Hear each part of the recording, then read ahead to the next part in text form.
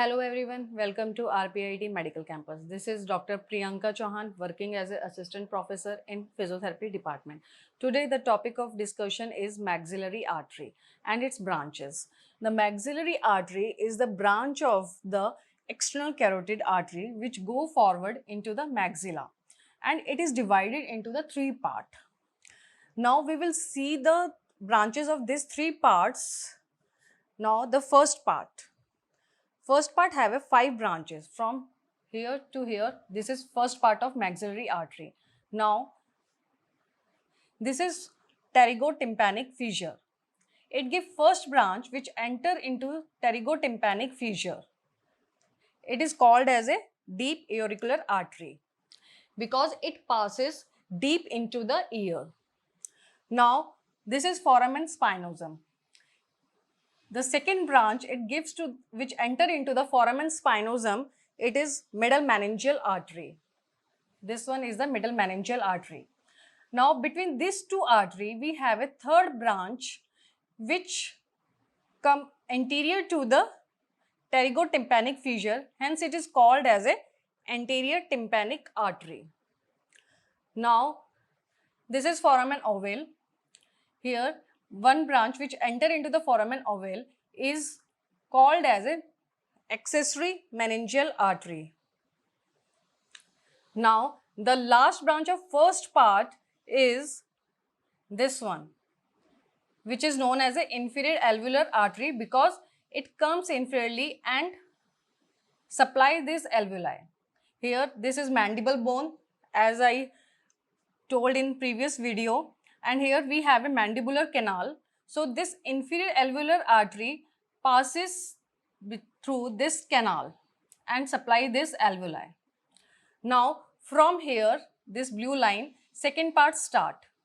In second part we again have a 5 branches. This one, the first branch, this one, which supply to the masseter muscle, and it is called as a masseteric artery.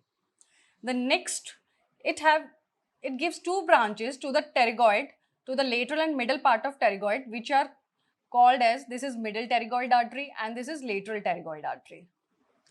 The next branch of second part is buccal artery, this one, which enter into the buccal cavity.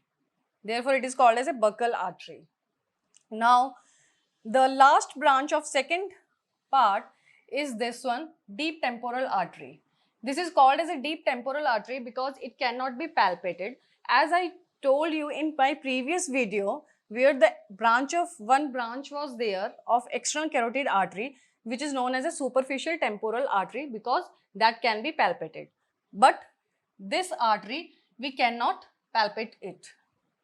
Now, from here, third part start. Now, the maxillary artery, here it continue as a infraorbital artery, which enter into this foramen, which is called as a infraorbital foramen. Now, therefore, this branch is infraorbital artery.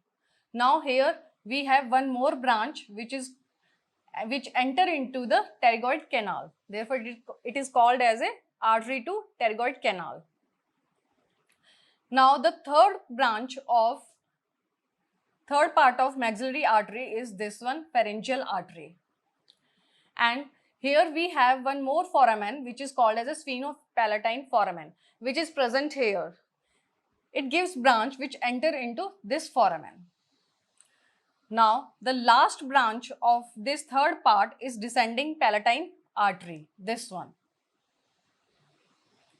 I hope it will clear to you and it will help you in learning the branches of maxillary artery. Please like the video and subscribe the channel, that is RPIT Academics. Thank you.